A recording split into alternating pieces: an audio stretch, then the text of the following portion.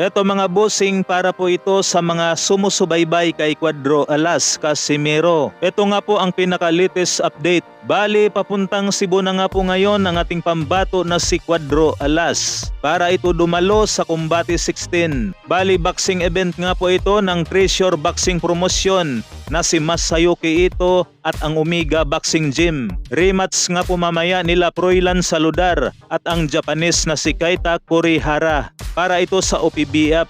Maglalaban naman mamaya sila Magramo at Aranita para sa IBF Junior Flyweight Eliminator. Napagkatapos nga po mamaya ng salpukan mga bossing, meron nga po tayong bali-balita na mag-a-announce nga raw ang promoter ni Casimero para sa kanyang laban. At ang matunog na matunog mga bossing, itong si Tapalis daw ang makakasagupa ni Casimero sa buwan ng Mayo. May mga nagsasabi rin naman na hindi daw si Tapalis ang makakalaban. Kaya mas maganda kung abangan na lamang natin ang announce ni Masayuki Ito para makasigurado tayo mga bossing kung sino ang itatapat kay Casimero. Samantala, matapos nga po nating maibalita ang laban ni Ryan Garcia kontra kay WBA Super Lightweight Champion na si Rolly Romero. Naayon nga po sa nilabas ng Boxing News 24/7. Balak nga raw sa April 20 gaganapin ang kanilang bakbakan. Pero mukhang malabo na nga po yan mga idol at mukhang nagbago na nga po ng ruta ang magkabilang kampo.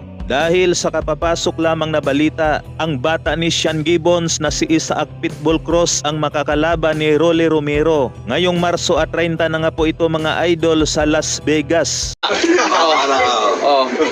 Ulan na kayo. Ang bagong kapitan. Unsa na ka? Sir Idol. Iya. Cuadro Alas Casimero.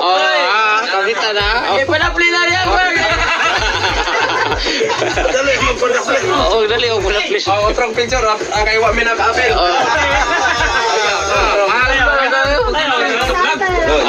Naday. Tanaw na. Doon na kayo kan. Super dong. Shoutout kong kulot.